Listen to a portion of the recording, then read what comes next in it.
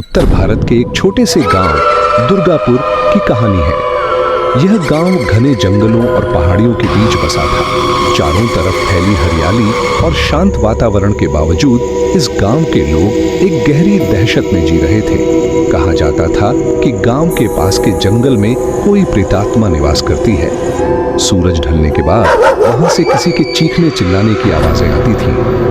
गांव के बुजुर्ग बताते थे कि कई साल पहले एक अमीर जमींदार ने अपनी हवस और लालच के चलते कई निर्दोष गांव वालों की हत्या कर दी थी।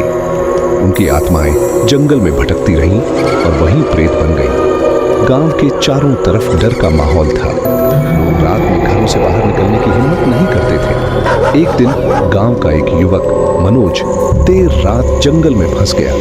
वह किसी काम से पास के गांव गया था और लौटते समय अंधेरा हो गया। जैसे ही वह जंगल के बीच पहुंचा, उसे अजीब अजीब आवाजें सुनाई देने लगी। पेड़ों की शाखाएं आपस में टकरा रही थीं, लेकिन हवा एकदम शांत थी। अचानक उसने देखा कि एक सफेद साया उसके सामने खड़ा है। मनोज के पैर थरथराने लगे।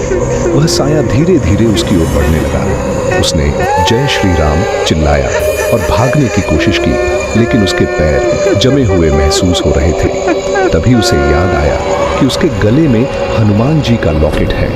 उसने तुरंत लॉकेट को अपने हाथ में पकड़ा और पूरी शक्ति से हनुमान चालीसा का पाठ करने लगा। जैसे ही उसने हनुमान चालीसा पूरी की, अचानक एक तेज रोशनी जंगल में फैल गई। वह साया जोर जोर से चीखने लगा और रोशनी में झलकर गायब हो गया। मनोज ने देखा कि रोशनी के बीच में एक विशाल आकृति खड़ी थी। यह कोई और नहीं बल्कि महाबली हनुमान थे। उनकी गदा चमक रही थी और उनकी उपस्थिति से जंगल का सारा अंधेरा छूट गया। हनुमान जी ने मनोज से कहा, डरो मत, मेरी शरण में जो आता है उसका कभी अहित नहीं होता। अब से इस गांव को कोई प्रेत बाधा परेशान नहीं करेगी। बस गांव वाले सच्चे दिल से मेरी भक्ति करें और अपने कर्मों में पवित्रता रखें। इसके बाद गांव वालों ने हनुमान जी का एक विशाल मंदिर बनाया और रोज वहां पूजा अर्चना शुरू की।